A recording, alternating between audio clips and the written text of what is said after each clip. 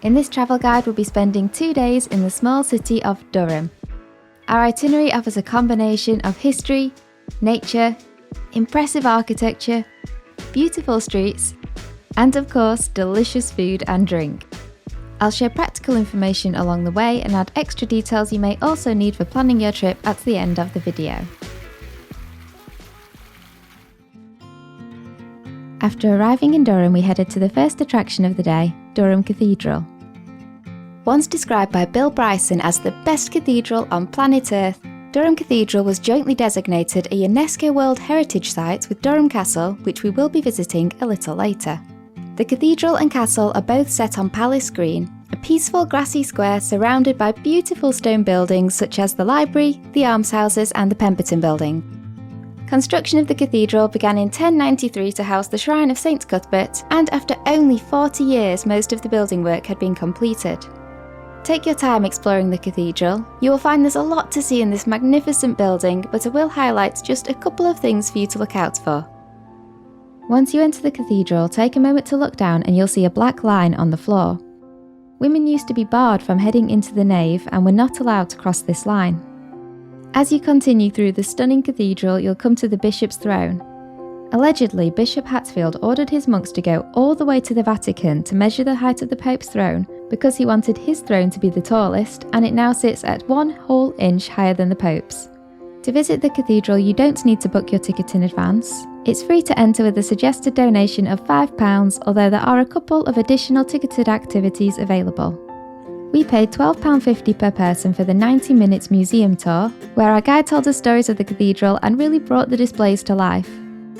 At the time of our visit, access to the museum and the treasures of St Cuthbert were only available by guided tour, although the staff said this may change in the near future. As part of the museum tour, we also visited the chapter house, a former meeting room of the monks where the first Norman bishops are now buried right there underneath your feet. You might recognise the chapter house if you're a Harry Potter fan, as this was the setting for McGonagall's classroom. The chapter house isn't the only part of the cathedral to feature in the films. The cloister, which would act as a covered walkway for the monks, was used several times in the Harry Potter films as the Hogwarts quadrangle. I've got one more for you. While you're in the nave, if you look up you'll see the forbidden corridor where a trapdoor was guarded by Fluffy the three-headed dog. During your visit you could also purchase the ticket for the cathedral tower. Climb the narrow 325 steps up to the very top where you'll be rewarded with far-reaching views over the city and the surrounding countryside. Definitely worth it if you're okay with heights. For lunch we walked around 10 minutes from the cathedral to Bean Social, a small friendly cafe and coffee shop with mainly vegetarian and vegan offerings. As we still had a bit of time before our next scheduled activity, we went for a stroll around the pretty streets. Walking up Silver Street with the bridge behind us, over to our right was the narrow moatside lane, which marks the original pilgrim's route to the cathedral shrine. We decided to follow the passageway, although to be honest, it wasn't really that exciting. Next was Market Square, where open-air markets are held on Saturdays. In this square you'll see 3 statues. The well-known horseback statue of the 3rd Marquess of Londonderry, who was a former army general and coal mine owner, the Durham Light Infantry statue, and the statue of the god of the sea, Neptune. The streets near the cathedral were so picturesque. One of the street names, Dun Cow Lane, has a story behind it. Legend has it that the monks were attempting to carry the body of St Cuthbert to a place called Dunhome, but they didn't know where it was. On their journey they came across a milkmaid looking for her lost cow. She was directed by a passerby to Dunhome, which the monks overheard and took as a sign and followed her. And that's the story of the Dun Cow. By late afternoon it was time for our pre-booked guided tour of the 11th century castle. While the castle was originally built under the order of William the Conqueror to defend the area from invasions, today the castle functions as home to Durham University's oldest college. Students study, eat and even sleep here, which is why the castle is currently open to tour groups only. For £5 we were given a 45-minute tour by an enthusiastic guide who took us around parts of the castle, showing us details we may have missed if we were visiting on our own. As we were taken around, we were told more about the castle's history, the architecture and the prince-bishops who lived there over the years. A particular highlight of the tour is visiting the Norman Chapel. This is the oldest building still standing in Durham, and if you look around at the stone pillars you'll see numerous unique carvings. Before dinner we stopped by the Dun Cow. This supposedly haunted traditional pub is housed in a beautiful Grade 2 listed building and is perhaps the oldest pub in the city. Head into the snug bar and enjoy a beer in this cosy pint-sized room complete with a crackling fire. Perfect for a winter pub trip. After reading some really good reviews, we headed to Akarsu for dinner. This Turkish restaurant had a large menu, from dishes stewed in a clay pot to meats cooked over a charcoal grill. There was a lot of variety. We started by sharing the spicy sausage and the phyllo pastry filled with feta, spinach and dill. For mains we had the chicken and lamb cooked over the barbecue grill and the lamb and vegetables stewed in a clay pot. While the grilled dish was delicious, for us it was the stew that stole the show.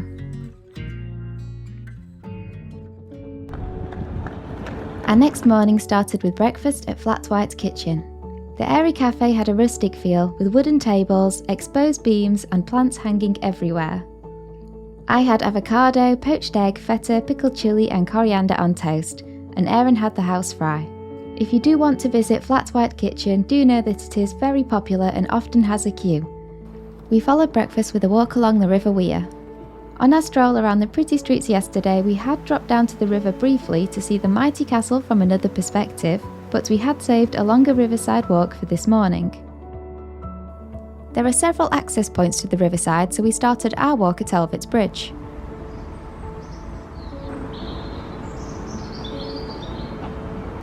We walked along the tranquil wooded riverbanks, watching the rowers go by. We walked a little bit past Framwell Gate Bridge before turning round and heading back the way we came. While we did a fairly short riverside walk, there are longer routes you can do, so I'll link a couple of suggested routes in the description below this video. On our way back, we followed the routes that peeled away from the river and exited at St Oswald's Church. From here we walked around 20 minutes to Durham University's Botanic Garden. For £4 per adult you can explore the 10 hectares of beautifully maintained gardens and admire plant species from around the world. You don't need to book a ticket in advance, just show up. As our visit was in early March, this video definitely won't show you the gardens at their best. However, we enjoyed our visit and there were still some things to see even in winter.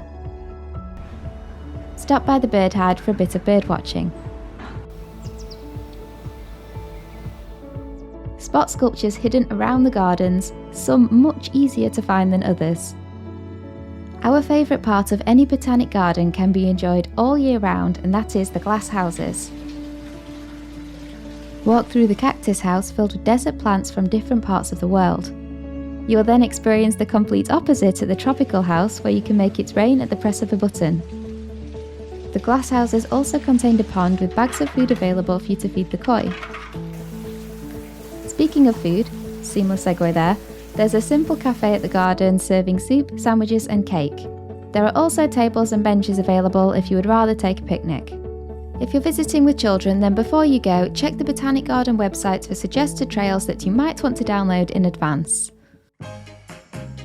After the Botanic Garden, we walked just a short distance to the Oriental Museum. This well-organised art and archaeology museum has 4 floors dedicated to ancient Egypt, Japan, Korea, China, the Himalayas, South Asia and Southeast Asia, and the Silk Roads. The exhibits showcase a wide variety of objects and cover many different topics, so there's more than enough here to hold your interest for a couple of hours. Although entry to this museum is free, they do ask that you book a time slot in advance of your visit, with bookings opening every Monday for the week ahead. After all of that walking, we decided it was time for a couple of pre-dinner drinks. First up was the weird and wonderful Old Tom's Gin Bar, which offers over 350 types of gin. You have to love the bizarre decor, and our drinks were really good, but it was pretty expensive, so we only stayed for one. After leaving Old Tom's, we grabbed our coconuts and clocked 2 minutes up the road to the Holy GrAle. This bar has a good selection of craft beer, and you can enjoy a pint or two while sat on a throne. Dinner was at Shaheen's, a family-run Indian restaurant that was rated as the #1 restaurant in Durham on Tripadvisor. We both went for the Shaheen special Balti dishes, 1 prawn, 1 vegetable, and were not disappointed. Both Shaheen's and Akarsu were popular restaurants, so I would suggest booking in advance. Our day ended with a stroll around Durham, which I'm sure you will agree looks absolutely beautiful in the dark.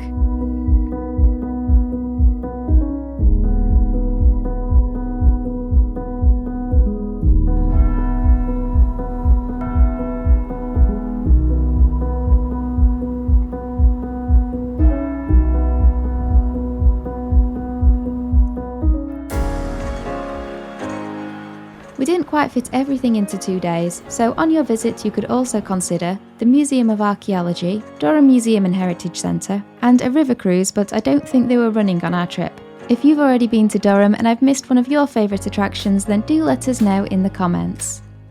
Now for a little extra practical information for planning your trip. Firstly, where exactly is Durham? Durham sits in the northeast of England and is part of County Durham. I want to mention that because when you search for things to do in Durham on your city break, you'll want to check whether those attractions you're getting excited about are actually in the city of Durham. If you won't be driving, then there is a train station right here, around 15-minute walk from the castle. If you're travelling by train, then Durham is around 10 minutes from Newcastle, 45 minutes from York, 2.5 hours from Manchester and 3.5 hours from London.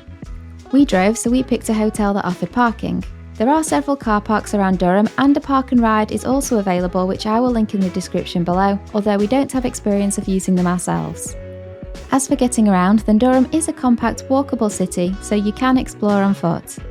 While we walked to the Botanic Gardens and the Oriental Museum, if you would prefer to take public transport, then there are regular buses from the city centre. They also both have a car park if you would prefer to drive. If, like us, then you want to stick to walking, I would recommend wearing comfortable shoes, as even though Durham is small, it is pretty hilly, and according to my Fitbit, we still managed to rack up around 20,000 steps a day. If you have an extra day in Durham and are looking for trips outside of the city, then you might like our upcoming video on Beamish, the Living Museum of the North.